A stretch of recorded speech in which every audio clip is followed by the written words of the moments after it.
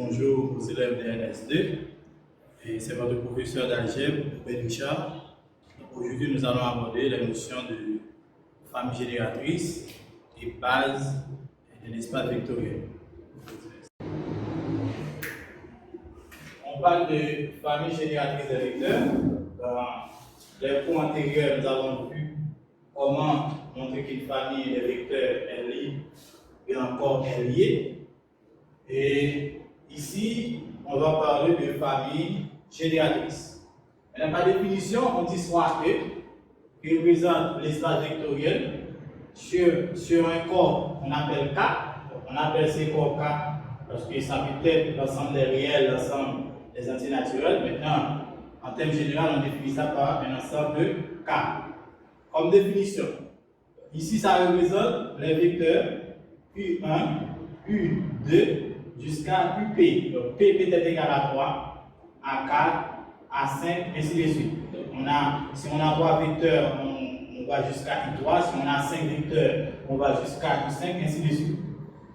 Maintenant, on dit la famille U1 jusqu'à UP est une famille génératrice de l'espace vectoriel. Parce que l'espace vectoriel qu'on travaille, on appelle comme étant grand 2.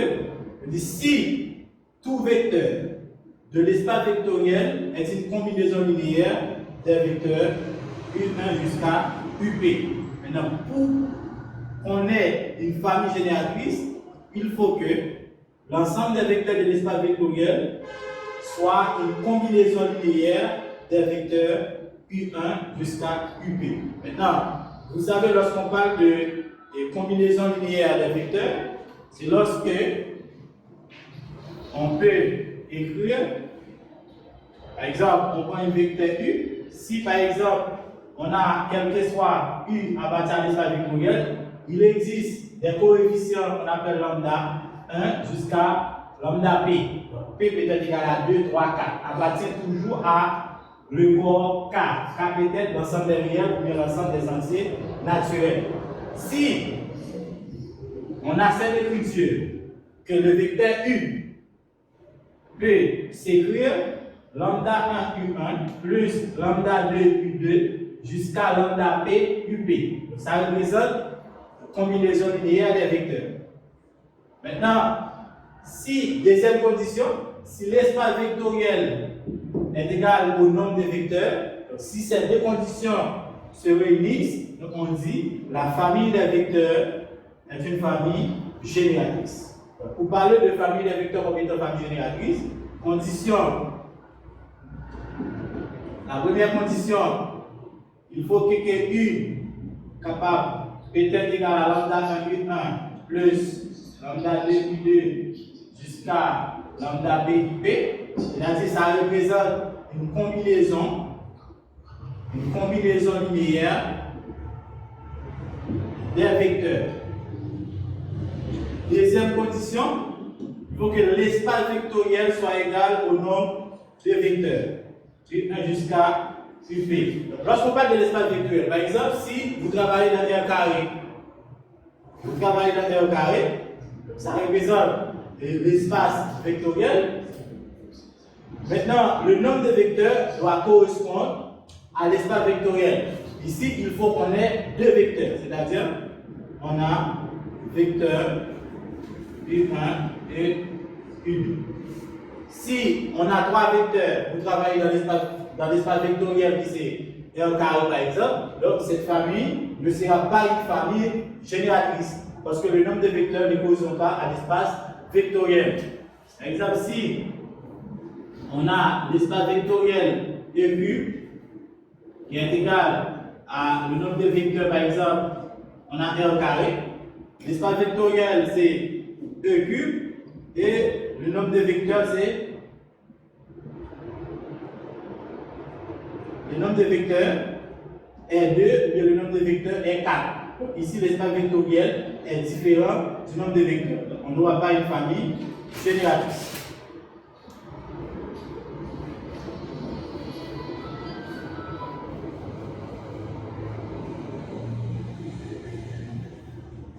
Ok?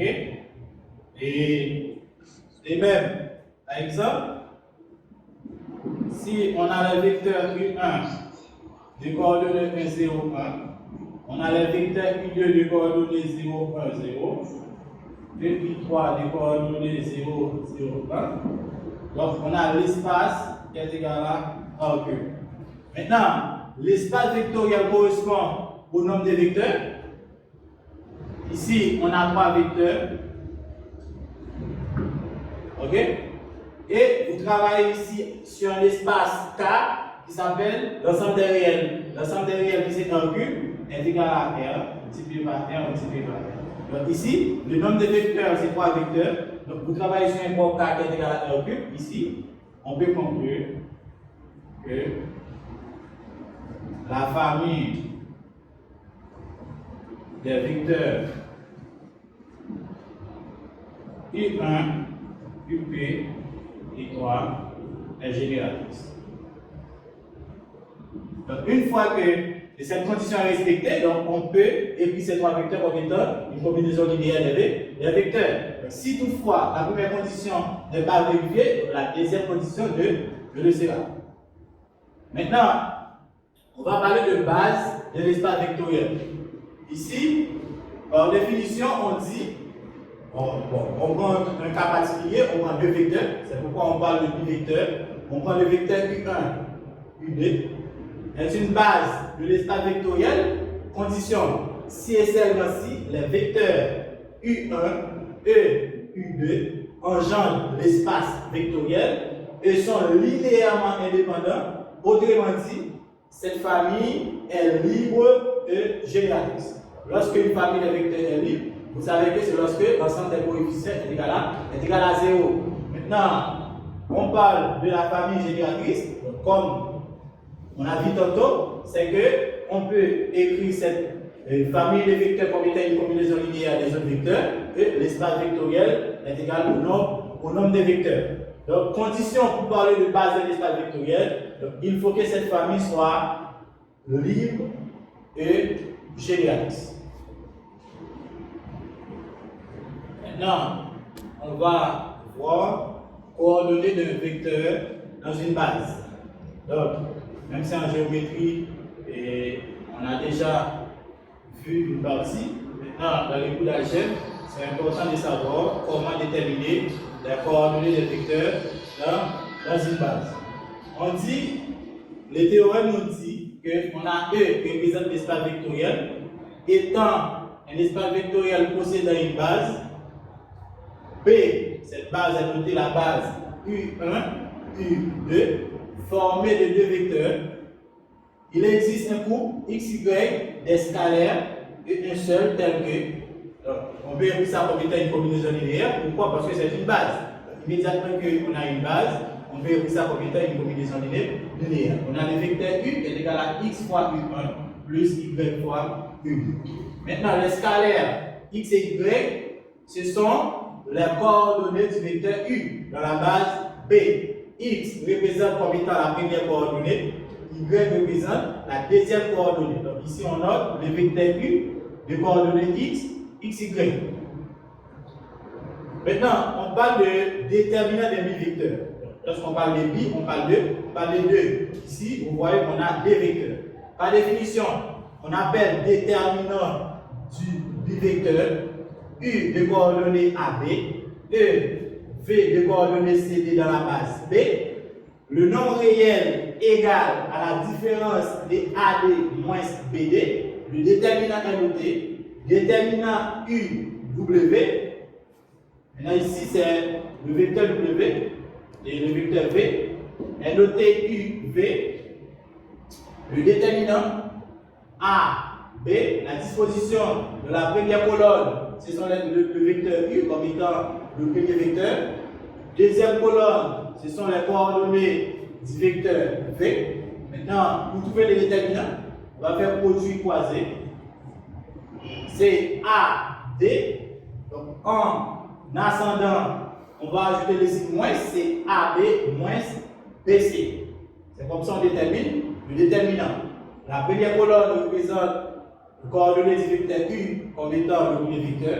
La deuxième colonne représente le coordonnée du vecteur V comme étant le deuxième vecteur. Maintenant, pour trouver le déterminant, on fait produit croisé, c'est A par D. En descendant, c'est les signes plus. En ascendant, c'est les signes moins.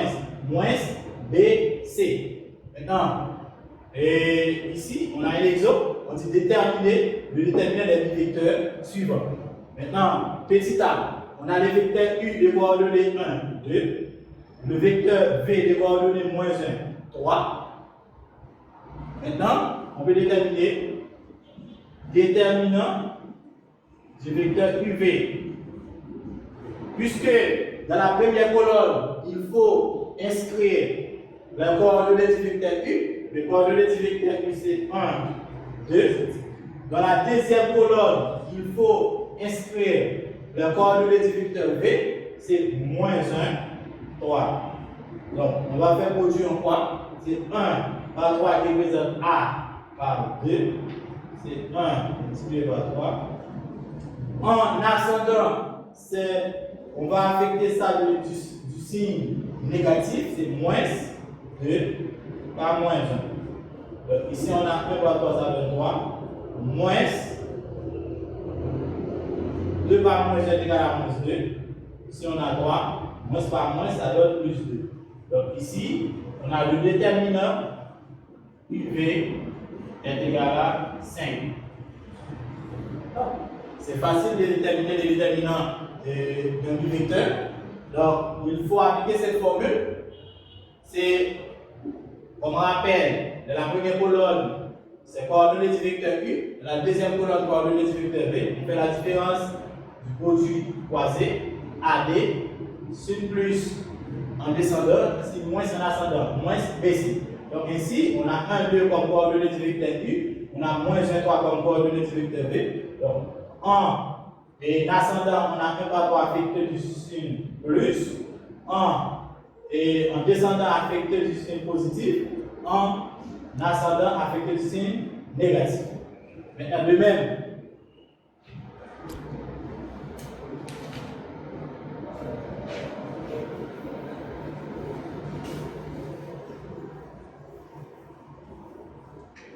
petit b, déterminant du vecteur W et le vecteur R. Donc, on va inscrire les coordonnées du vecteur W, c'est 0, moins 1. Les coordonnées du vecteur R, c'est 2, 3. On va faire le produit croisé. En descendant, c'est 0 par 3. Affecté du signe positif, c'est plus. Moins. En ascendant, affecté du signe positif négatif, moins, et moins 1 par 2. Ici, on a 0 par 3, ça donne 0. Moins 1 par 2, ça donne moins 2. Ici, on a 0, moins par moins, ça donne plus 2.